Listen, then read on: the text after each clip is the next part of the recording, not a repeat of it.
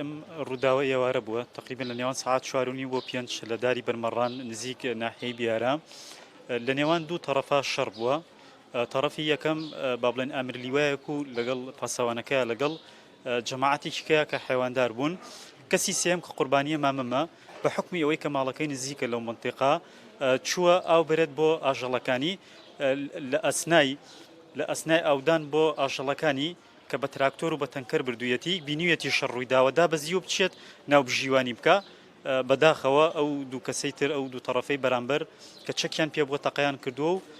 مامەم بەبێت تاوان بەبێ ئەوەی هیچ لە قەزیەکەیە هیچی نەکێبی بێت شەیدیان کرد ئێمە سکاڵامان هەر شەو تۆمار کرد لە قایمقامیەتی هەڵەبجە بەیانیش چوینە مەرکەزی بیارە و داواکاری گشتی شەر خۆی سکاڵای تۆمار کردووە ئێمە لێرەوە من دوو داواکاریم هەیە لە بەڕێز کاق قوبا تاڵەبانی داواکاری یەکەم ئەوەیە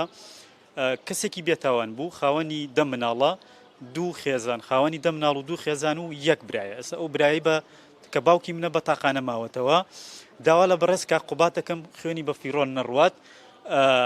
چۆن حەقی کاکە محەممەد و ئەوانی کەشی سند حەقیش بۆ ئێمە وەرگێتەوە داوای دووەمیشمەوەی لە بەڕێز کاق قوبات لێرەوە پێی دەڵێم کە یاسایەک لە پەرلەمانە دەرکات چیتر هێزەکانی ناوخۆتوانای هەڵگرتنی چەکیان نەبێت لە دوای دەوام کە ئامرلیوایەک و پاسەوانەکانی بە ئارەزوی خۆیان بۆ هەر جێگایەک بچن و بیانەوێت لە هەر کوێیەک تەقەی پێ بکەن و خەڵکی پێ بریندارکەن و خەڵکی پێ بکوژن